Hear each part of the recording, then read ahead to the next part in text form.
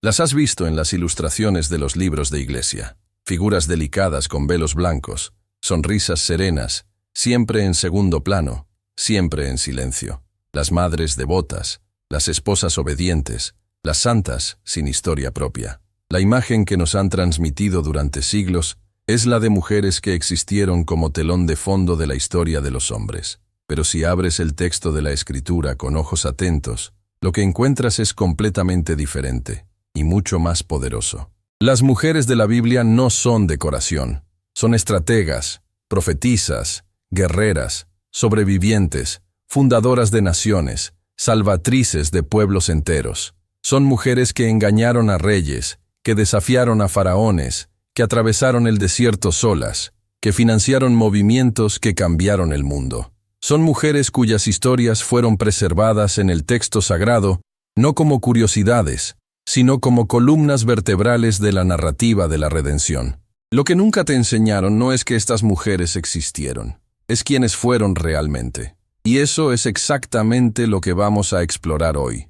Antes de que los discípulos existieran, antes de que los profetas escribieran, antes de que los reyes construyeran sus palacios, hubo mujeres cuyas decisiones hicieron posible que todo lo demás sucediera. Este video es el intento de devolverles la voz que el tiempo, la cultura y la interpretación selectiva les quitaron. Porque si hay algo que la Biblia deja absolutamente claro, es esto. Dios eligió a mujeres ordinarias para hacer cosas extraordinarias, y lo hizo una y otra vez, a través de toda la historia sagrada, como si quisiera asegurarse de que nadie pudiera decir que fue una coincidencia. Empecemos por el principio, no del mundo, del pueblo. Sara, la madre que río y cambio, todo el nombre con el que la conocemos. Sara, en hebreo Sarai en su forma original, significa princesa. Y eso no es una descripción poética, es una declaración teológica. Sara nació en Ur de los Caldeos, una de las ciudades más sofisticadas del mundo antiguo.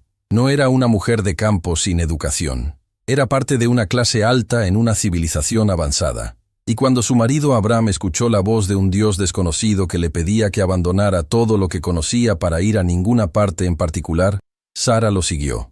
Génesis 12 nos dice simplemente que partieron.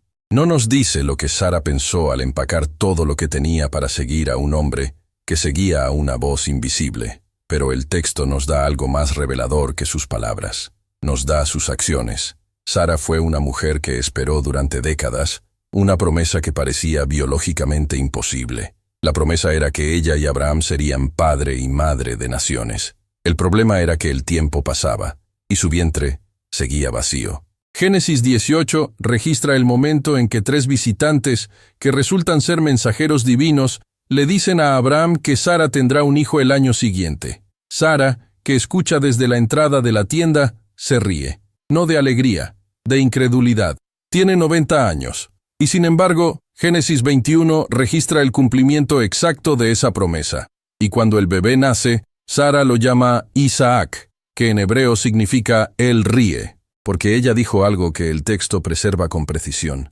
Dios me ha hecho reír, y todos los que lo escuchen reirán conmigo. La mujer que rió de incredulidad convirtió su risa en el nombre de su hijo, y ese hijo se convirtió en el eslabón central de la cadena que lleva hasta Cristo. Sara es citada en el Nuevo Testamento en 2 contextos muy diferentes. En Romanos 4, Pablo la menciona como parte de la historia de la fe que hizo posible la justificación de Abraham. En Hebreos 11, el famoso capítulo de los héroes de la fe, Sara aparece explícitamente. Por la fe también la misma Sara, siendo estéril, recibió fuerza para concebir descendencia, y esto a pesar de que era demasiado mayor, porque creyó que era fiel el que lo había prometido. Hebreos 11, versículo 11. Lo que la tradición no siempre enfatiza es que la promesa también fue hecha a Sara. Génesis 17, versículo 16, registra a Dios diciendo específicamente, «La bendeciré, y también te daré un hijo de ella. Sí, la bendeciré, y llegará a ser madre de naciones. Reyes de pueblos vendrán de ella». La promesa no era solo de Abraham, era de Sara. Su vida duró 127 años, según Génesis 23, versículo 1, lo que la hace la única mujer en la Biblia, cuya edad al morir es registrada explícitamente. Ese es un nivel de honra textual que habla más fuerte que cualquier comentario. Miriam, la primera profetisa de Israel, Éxodo 15, versículo 20, dice algo que la mayoría de la gente pasa por alto. Miriam, la profetisa, hermana de Aarón, tomó un pandero en su mano. No dice Miriam, la hermana de Moisés, dice Miriam, la profetisa. Ese es su título. Esa es su identidad en el texto sagrado. Pero la historia de Miriam comienza mucho antes de ese momento, cuando todavía era una niña sin nombre registrado en el texto. Éxodo 2 describe a la hermana de Moisés vigilando el canasto donde su madre lo había colocado en el río Nilo para salvarlo del decreto del faraón que ordenaba matar a todos los niños hebreos varones recién nacidos. Cuando la hija del faraón encuentra al bebé y se conmueve, es la hermana quien da un paso adelante con una propuesta audaz. ¿Quieres que vaya a buscarte una nodriza hebrea para que críe al niño? Éxodo 2, versículo 7. Esta niña, con una inteligencia que supera su edad, logra devolver a Moisés a su propia madre biológica, pagada por la hija del faraón. Nadie más en esa escena tomó esa iniciativa. Décadas después, cuando Israel cruzó el Mar Rojo y el ejército egipcio quedó sumergido en las aguas, Miriam lideró la respuesta de adoración de todo el pueblo. Éxodo 15 registra que tomó su pandero y que las mujeres la siguieron mientras ella cantaba. La tradición rabínica posterior señala que Miriam convenció a las mujeres de Israel de traer panderos al desierto porque estaba tan segura de que Dios haría algo que valdría la pena celebrar, que las preparó de antemano. El libro de Miqueas 6, versículo 4 registra algo que pocos conocen. Dios mismo habla y dice: «Envié delante de ti a Moisés, a Aarón y a Miriam». Los tres son mencionados como colíderes del Éxodo, no Moisés con sus asistentes, los tres en paralelo. El texto también registra el momento más difícil de la historia de Miriam, en Números 12, cuando ella y Aarón cuestionan el liderazgo de Moisés y Dios interviene directamente. Las consecuencias para Miriam son severas, pero incluso en ese momento, el texto registra algo significativo. Todo el pueblo esperó en el campamento sin moverse hasta que Miriam fue restaurada. Números 12, versículo 15. Un pueblo entero detuvo su marcha de 7 días por una mujer. Murió en el desierto de Sin, según Números 20, versículo 1, y el pueblo lloró su muerte. Fue la primera profetisa nombrada en las escrituras hebreas, y siguió siéndolo por mucho tiempo después. Raquel y Lea, 2 hermanas y el peso de ser amada o no serlo. Esta es una historia que la Biblia no intenta suavizar, y eso es precisamente lo que la hace tan humana. Jacob llega a la tierra de su familia huyendo de las consecuencias de sus propios errores, y allí encuentra a Raquel. Génesis 29, versículo 17, describe a las 2 hermanas con una economía de palabras que ha generado siglos de comentario. Lea tenía los ojos apagados, pero Raquel era de lindo semblante y de hermoso parecer. La interpretación del término hebreo para los ojos de Lea ha sido debatida, pero la estructura del versículo es clara. El contraste entre las 2 hermanas está puesto ahí deliberadamente. Jacob se enamora de Raquel y trabaja 7 años para casarse con ella. Génesis 29, versículo 20 dice que esos 7 años le parecieron pocos días, por el amor que le tenía. Es una de las líneas de amor más hermosas de toda la Biblia. Pero entonces, Labán engaña a Jacob y le entrega a Lea en lugar de a Raquel. Jacob trabaja otros 7 años por Raquel, y el texto entonces registra algo que no tiene vuelta atrás. Jacob amó también a Raquel más que a Lea. Génesis 29, versículo 30. Lea pasó su vida entera siendo la mujer que su marido no quería. Pero lo que el texto hace a continuación es extraordinario. Génesis 29, versículo 31 dice: «Y vio el Señor que Lea era menospreciada». No que Dios observó la situación, que el Señor vio a Lea, específicamente, personalmente, y abrió su vientre.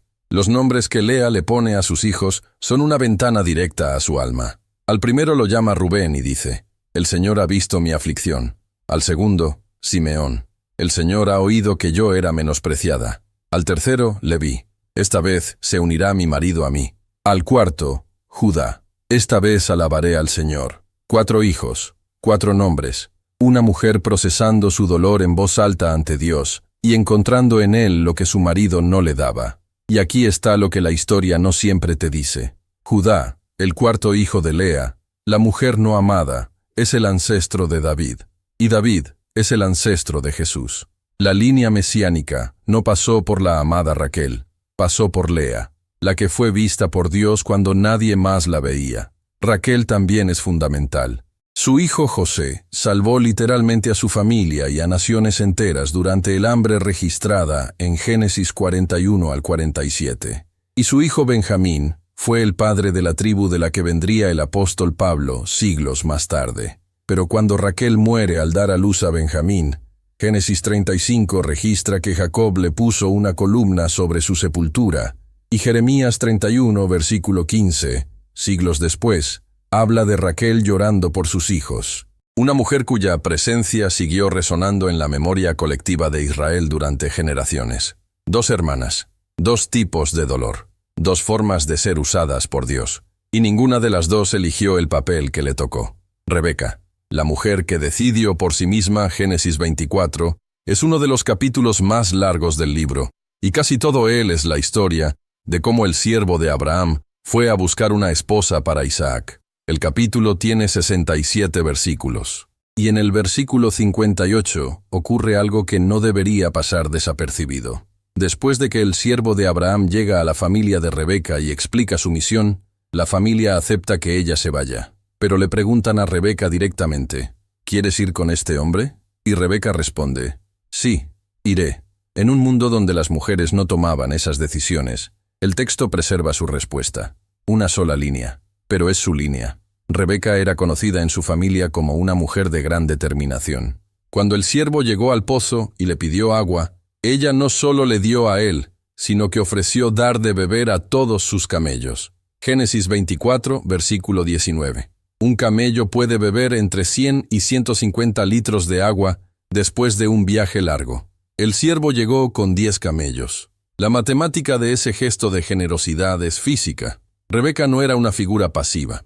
Más adelante, en Génesis 25, cuando Rebeca queda embarazada de gemelos y los bebés luchan dentro de ella, el texto dice que fue ella quien fue a consultar al Señor. Génesis 25, versículo 22. Y Dios le responde a ella directamente, dándole la revelación de que dos naciones están en su vientre y que el mayor servirá al menor. Ella recibe la palabra profética, ella la guarda. Y décadas después, cuando Isaac está por dar su bendición a Esaú el mayor, Rebeca actúa sobre la base de lo que Dios le había revelado. Su método es cuestionable. Su motivación está arraigada en una promesa que solo ella recibió y que nunca olvidó. La tradición tiende a juzgar a Rebeca por el engaño. El texto la presenta como una mujer que tomó decisiones difíciles para que una promesa divina se cumpliera. No fue perfecta, pero fue fiel a lo que le fue revelado. Débora, jueza, profetisa, generala.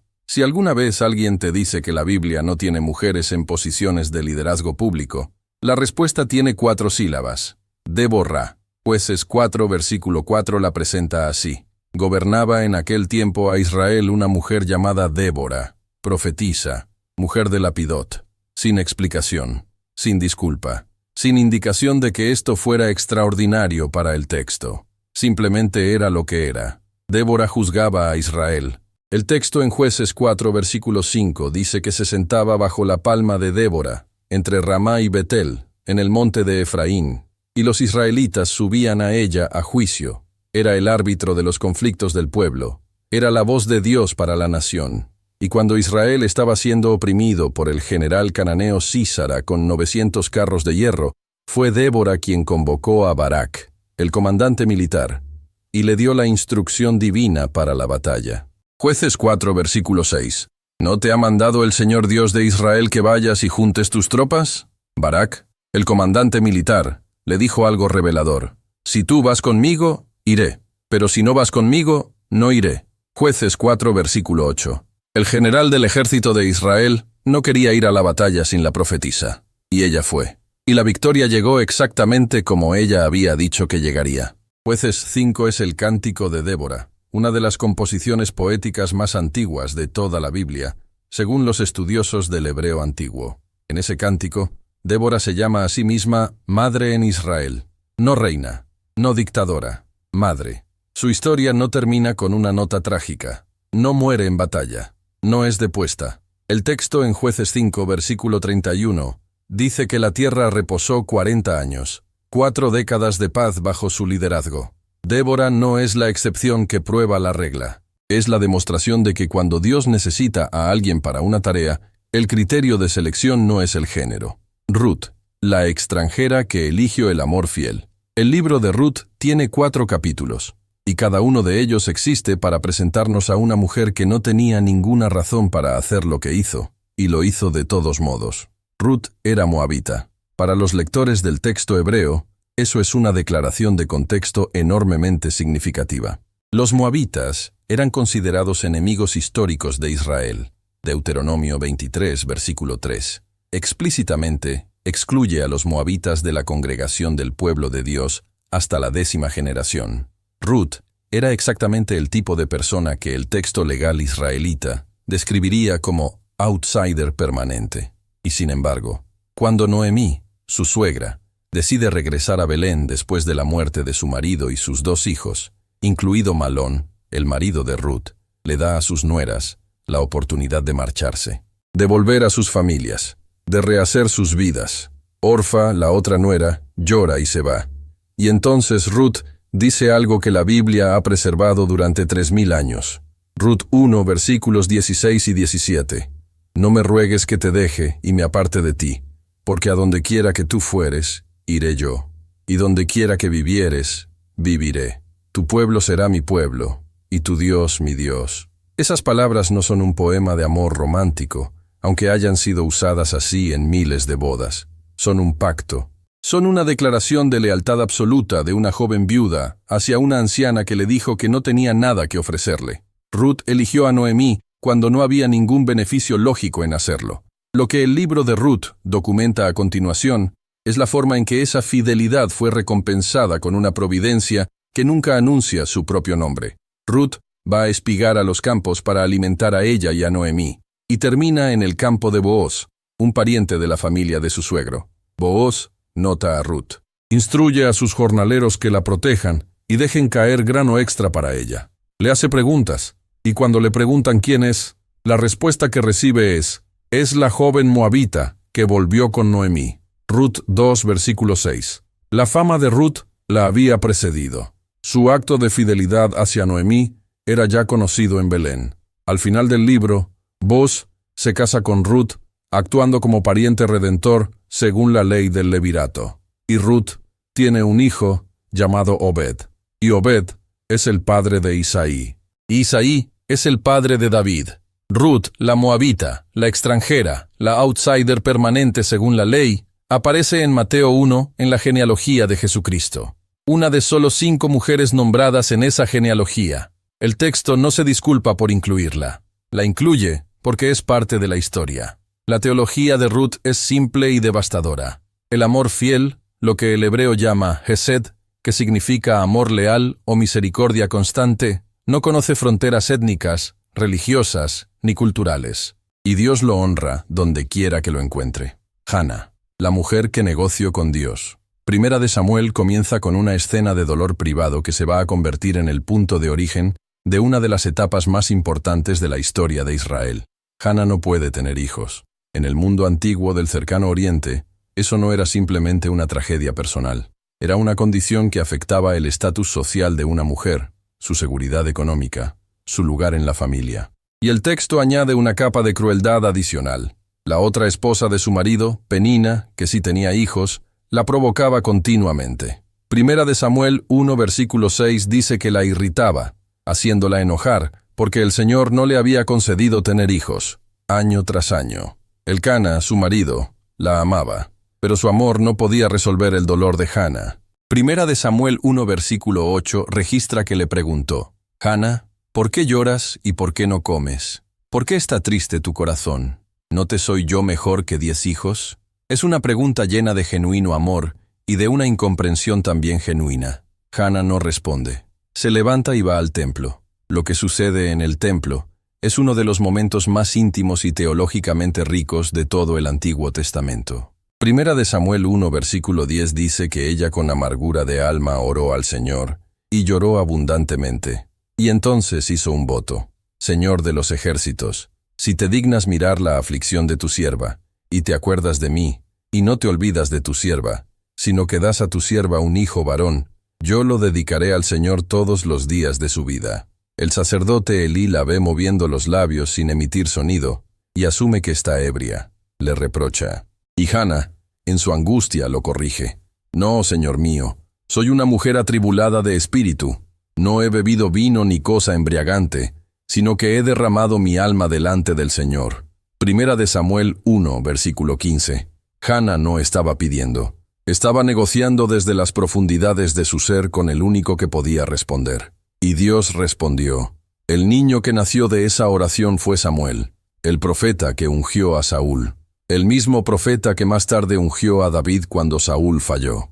La historia completa del Reino Unido de Israel, los reyes, la línea de David, la promesa mesiánica que se extiende hasta el Nuevo Testamento, tiene un punto de origen que pocos conocen. Los labios silenciosos de una mujer que lloraba en un templo. Después de que Samuel nació y fue destetado, Hana cumplió su voto. Llevó al niño al templo. Primera de Samuel 2 registra el cántico de Hana, una composición de alabanza que los estudiosos del Nuevo Testamento reconocen como la plantilla sobre la que Lucas construyó el Magnificat de María. Las dos mujeres, separadas por 1000 años, hablan el mismo idioma de fe. Esther. El palacio como campo de batalla. El libro de Esther es el único libro de la Biblia hebrea que no menciona el nombre de Dios en ninguna de sus páginas. Y aún así, es uno de los testimonios más claros de la providencia divina en todo el canon.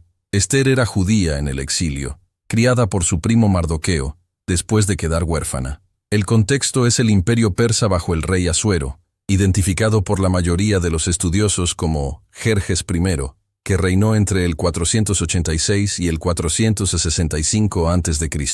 Esther, cuyo nombre persa podría derivar de la palabra para estrella, y cuyo nombre hebreo era Adasa, que significa mirto, fue llevada al palacio junto con otras jóvenes durante una búsqueda masiva de candidatas para reemplazar a la reina Vasti. Esther 2, versículo 17 dice que el rey amó a Esther más que a todas las otras mujeres, y que halló ella gracia y benevolencia delante de él más que todas las vírgenes. Fue hecha reina, y por instrucción de Mardoqueo, mantuvo en secreto su identidad judía. El conflicto central del libro comienza cuando Amán, un funcionario de alto rango con un ego monumental, decide que no solo quiere que Mardoqueo se arrodille ante él, sino que quiere exterminar a todos los judíos del imperio. Esther 3 describe cómo Amán convence al rey para que firme un decreto de genocidio. Un decreto que, según la ley persa, no podía ser revocado. Mardoqueo le envía un mensaje a Esther pidiéndole que interceda ante el rey.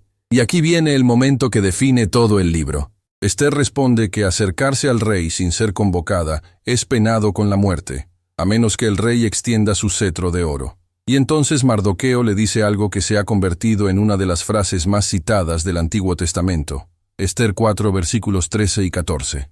No pienses que escaparás en la casa del rey más que cualquier otro judío, porque si callas absolutamente en este tiempo, respiro y liberación vendrá de alguna otra parte para los judíos, mas tú y la casa de tu padre pereceréis. Y quién sabe si para esta hora has llegado al reino. Esther recibe ese desafío y responde con una de las declaraciones de coraje más contenidas y más poderosas de toda la Biblia. Esther 4, versículo 16. Ve y reúne a todos los judíos que se hallan en Susa, y ayunad por mí, y no comáis ni bebáis en 3 días, noche y día. Yo también con mis doncellas ayunaré igualmente, y así entraré a ver al rey, aunque no sea conforme a la ley. Y si perezco, que perezca. Si perezco, que perezca. Esther no entró al palacio con la confianza de quien sabe que todo saldrá bien. Entró con la determinación de quien ha decidido que algunas cosas valen más que la propia vida, y la historia conoce el resultado. El rey extendió el cetro. Esther habló. Amán fue expuesto. El decreto no pudo revocarse, pero se emitió un segundo decreto que permitió a los judíos defenderse. Y el pueblo fue salvo. El libro de Esther es la demostración de que a veces la providencia de Dios lleva el rostro de una mujer joven que decide que el momento importa más que el miedo. Rahab, la que el texto no olvidó. Rahab no es la protagonista del libro de Josué, pero ocupa un lugar desproporcionado en la memoria del texto sagrado para alguien que aparece en apenas 2 capítulos del Antiguo Testamento. Era una prostituta de Jericó. El texto no lo suaviza. Josué 2, versículo 1, la identifica directamente. Fueron a casa de una mujer ramera que se llamaba Rahab y posaron allí. Cuando los espías enviados por Josué llegaron a Jericó para reconocer la tierra, terminaron en su casa. Y cuando el rey de Jericó envió mensajeros exigiendo que los entregara, Rahab los escondió y mintió sobre su paradero. ¿Por qué lo hizo? El texto nos lo dice en sus propias palabras. Josué 2, versículos 9 al 11. Sé que el Señor os ha dado esta tierra. Hemos oído cómo el Señor secó las aguas del Mar Rojo delante de vosotros cuando salisteis de Egipto. El Señor vuestro Dios es Dios, arriba en los cielos y abajo en la tierra. Rahab había escuchado historias de lo que Dios había hecho por Israel 40 años antes, y había llegado a una conclusión teológica que muchos dentro del mismo Israel tardaron décadas en alcanzar. Ese Dios era el Dios real. A cambio de su ayuda, los espías le prometieron que cuando Israel atacara Jericó, su familia sería preservada si ella colgaba un cordón de hilo escarlata en su ventana. Y cuando cayeron los muros de Jericó, Josué 6, versículo 25 dice: Mas Josué salvó la vida a Rahab la ramera, y a la casa de su padre, y a todo lo que ella tenía, y habitó ella entre los israelitas hasta hoy. Hasta hoy. Una frase que indica que Rahab se integró completamente al pueblo de Israel. El Nuevo Testamento la recuerda en 3 lugares completamente distintos. En Mateo 1, aparece en la genealogía de Jesús. En Hebreos 11, es incluida en el capítulo de los héroes de la fe junto a Abel, Noé, Abraham y Moisés. Por la fe, Rahab la ramera no pereció juntamente con los desobedientes, habiendo recibido a los espías en paz. Hebreos 11, versículo 31. Y Santiago 2, versículo 25, la usa como ejemplo de que la fe que no produce acción está muerta. Una prostituta cananea es ejemplo de fe, de salvación por gracia y de fe que actúa. 3 de las doctrinas centrales del Nuevo Testamento ilustradas en una mujer que el mundo habría ignorado completamente. Las hijas de Zelofejad, cuando 5 mujeres cambiaron la ley. Este es el relato más desconocido de este video, y posiblemente el que tiene las consecuencias más concretas e inmediatas de todos. Números 27 presenta a 5 mujeres: Maala, Noa, Hogla, Milca y Tirsa, las hijas de Zelofejad. Su padre había muerto en el desierto sin dejar hijos varones, y la ley de herencia vigente en Israel solo contemplaba la transmisión de propiedades a hijos varones. Sin hijos, la herencia de Zelofejad simplemente desaparecería de la familia. Las 5 hijas se presentaron ante Moisés, ante Eleazar el sacerdote, ante los príncipes y ante toda la congregación, en la puerta del tabernáculo. Números 27, versículos 3 y 4. Nuestro padre murió en el desierto, y no tuvo hijos. ¿Por qué será quitado el nombre de nuestro padre de entre su familia, por no haber tenido hijo? Danos heredad entre los hermanos de nuestro padre. Moisés llevó su causa delante del Señor. Y Dios respondió a Moisés diciendo: Las hijas de Zelofejad tienen razón. Números 27, versículo 7. Les darás herencia entre los hermanos de su padre, y traspasarás a ellas la heredad de su padre. Y entonces Dios utilizó ese caso como base para reformar la ley de herencia de todo Israel. 5 mujeres presentaron un argumento legal. Dios dijo que tenían razón, y la ley cambió. La historia de las hijas de Zelofejad es el registro de una apelación legal exitosa que resulta en reforma legislativa, protagonizada por mujeres, validada por Dios y preservada en el texto sagrado durante 3 milenios. No es un detalle menor, es jurisprudencia divina. Betsabé, más allá de lo que te enseñaron. La historia de Betsabé es contada normalmente desde la perspectiva de David, pero el texto mismo nos da suficientes elementos para ver también la perspectiva de ella. Segunda de Samuel 11. Establece que David vio a Betsabé bañándose desde el techo de su palacio. Lo que el texto no registra es el consentimiento de Betsabé. David era el rey. Envió mensajeros y la mandó traer. El desequilibrio de poder entre un rey con autoridad absoluta y una mujer ordinaria en una cultura patriarcal es una realidad que el texto no necesita explicitar, porque era obvia para todo lector de la época. Lo que el texto sí registra con precisión es la respuesta de Betsabé. Cuando descubrió que estaba embarazada, envió un mensaje a David diciéndolo. Es la única comunicación directa de ella en todo el capítulo. y fue suficiente para desencadenar la serie de decisiones que llevaron al asesinato de Urías, su marido. La consecuencia fue devastadora para toda la familia. El hijo que nació de esa unión murió. Segunda de Samuel 12 registra a Betsabé en duelo. Y entonces el texto dice algo en el versículo 24 que tiene un peso enorme. David consoló a Betsabé, su mujer. No la mandó llamar, la consoló. Y ella concibió y dio a luz un hijo, y le puso por nombre Salomón.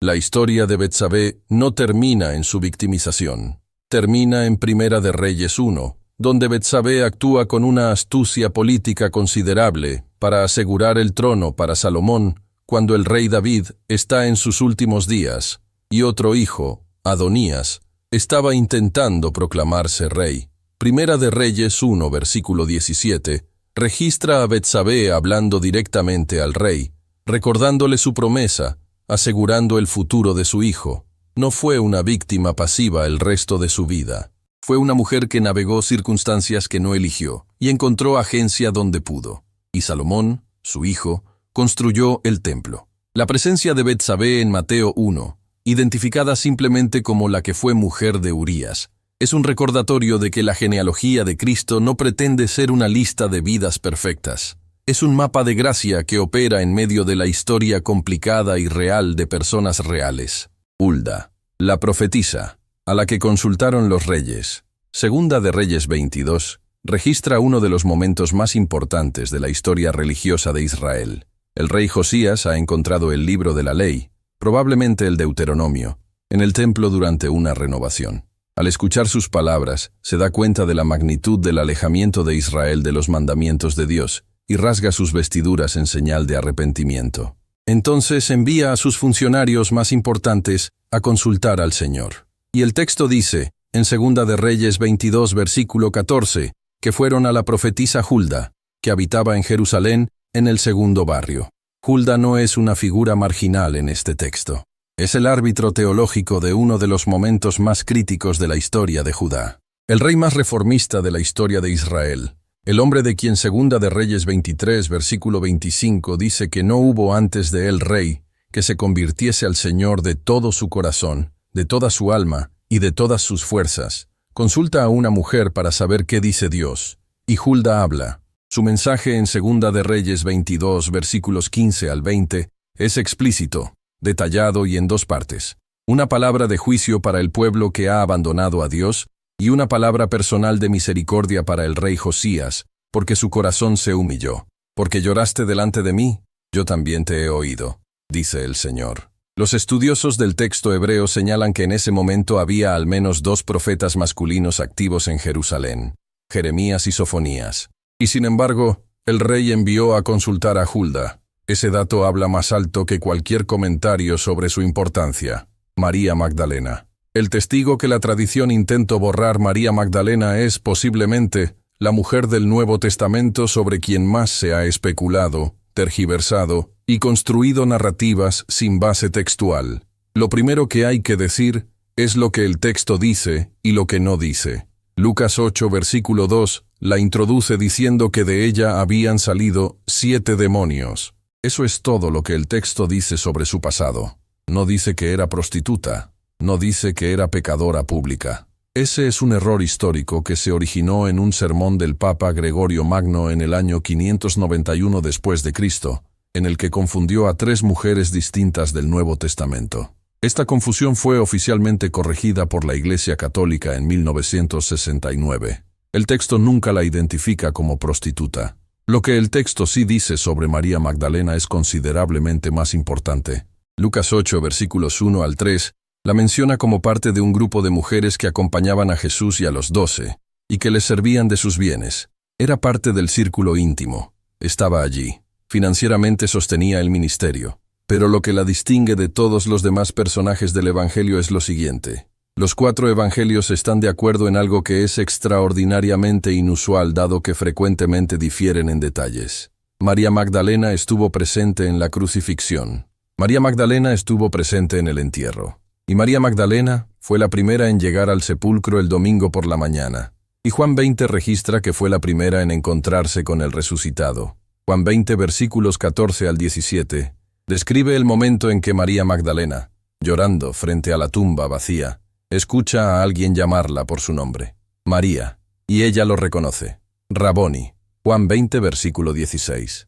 Maestro, Jesús le da una comisión inmediata. Ve a mis hermanos y diles. Juan 20, versículo 17. La teología patrística le dio el título que merece, Apostola Apostolorum, la apóstola de los apóstoles. Fue enviada por Cristo a anunciar la resurrección a los apóstoles antes de que ellos la anunciaran al mundo. En el año 2016, el Papa Francisco elevó su conmemoración litúrgica al mismo nivel que la de los 12 apóstoles, reconociendo su papel como la primera testigo y mensajera de la resurrección. El fundamento de la fe cristiana, la resurrección, fue anunciado por primera vez por una mujer. Las mujeres del nacimiento y del éxodo, las parteras, antes de que Moisés naciera, antes de que hubiera un éxodo, antes de que existiera la ley. Hubo 2 mujeres cuyos nombres el texto preservó con cuidado mientras que el nombre del faraón que las persiguió quedó sin registrar. Éxodo 1, versículos 15 y 16, registra que el rey de Egipto habló con las parteras de los hebreos y que los nombres de ellas eran Sifra y Fúa. Les dio una orden directa. Cuando asistáis a las hebreas en sus partos, mirad sobre los 2 piedras. Si es hijo, matadlo.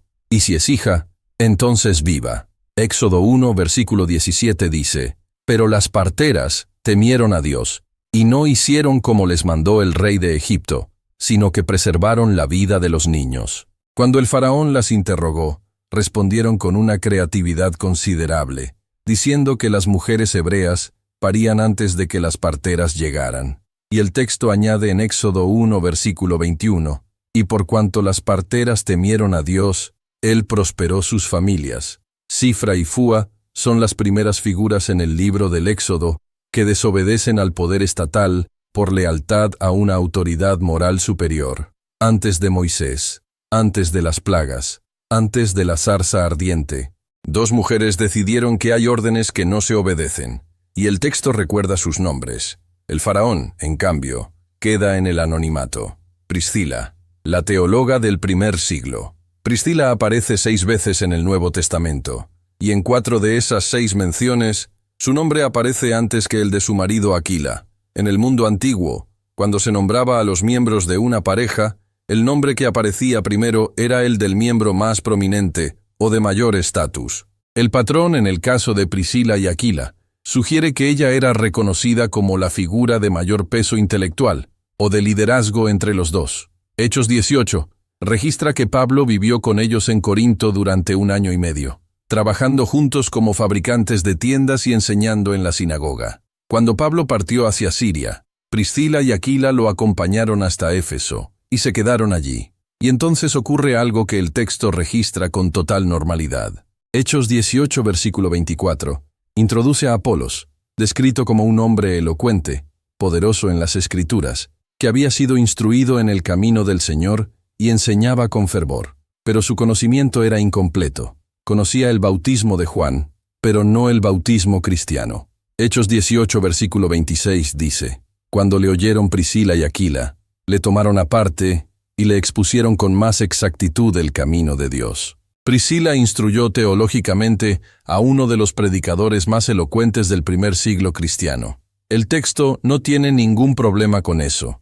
No hay calificación, no hay disculpa, no hay nota al pie. Pablo en Romanos 16, versículo 3, la saluda junto a Aquila como sus colaboradores en Cristo Jesús, y añade que ellos expusieron su vida por mí. En 1 Corintios 16, versículo 19, las menciona enviando saludos desde la iglesia que se reúne en su casa. Era cofundadora y anfitriona de una iglesia en su domicilio. Priscila es, en todos los sentidos funcionales que el texto describe, una maestra y líder teológica de la iglesia primitiva. Febe. El Código de los Comentaristas Romanos, 16 versículo 1 dice, os recomiendo además nuestra hermana Febe, la cual es diaconisa de la iglesia en Cencrea. La palabra griega que Pablo usa para describir a Febe es diáconos. Esta misma palabra es traducida en otras partes del Nuevo Testamento como ministro o servidor cuando se refiere a hombres. En el caso de Febe, ha sido frecuentemente traducida simplemente como sierva, perdiendo la connotación de cargo formal. Pero el versículo siguiente añade algo más. Romanos 16, versículo 2 dice que ella ha ayudado a muchos, y también a mí mismo, usando la palabra griega prostatis, que significa protectora, patrona, o la que está al frente. Es un término de liderazgo. Hay un detalle adicional que muchos desconocen.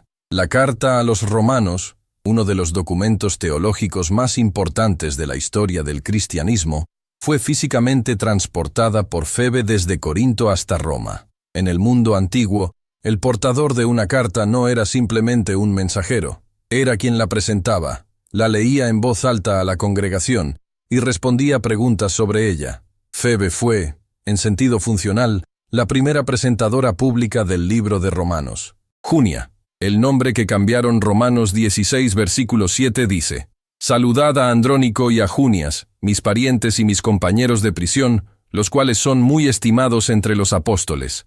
Durante siglos, las traducciones en español e inglés usaron el nombre masculino, Junias. El problema es que no existe ningún registro histórico de ese nombre en ningún documento del mundo grecorromano. El nombre femenino Junia, en cambio, aparece más de 250 veces en inscripciones y textos de la época. El obispo Juan Crisóstomo, en el siglo IV, escribió sin ninguna controversia: «Qué grande es la devoción de esta mujer, que fue considerada digna del título de apóstol». A mediados del siglo XIII, el erudito Aegidius de Roma fue el primero en proponer que el nombre era masculino. La masculinización del nombre fue un proceso gradual que no tuvo base en el texto griego original. La evidencia textual, lingüística e histórica apoya que Junia era una mujer a quien Pablo llamaba apóstol.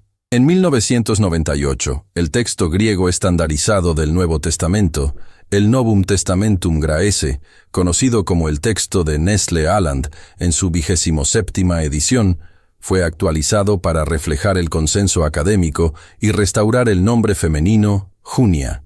El nombre volvió a donde siempre había estado: María, la Madre. Más allá de lo que crees que sabes, es posible que nadie en la historia de la humanidad haya sido más estudiada, más venerada, más debatida o más reducida simultáneamente que María de Nazaret. Pero hay detalles del texto que se pierden en el ruido de la controversia teológica. Lucas 1 registra la Anunciación. El ángel Gabriel aparece ante María y le anuncia que concebirá y dará a luz al Hijo del Altísimo. La respuesta de María en Lucas 1 versículo 34 es una pregunta.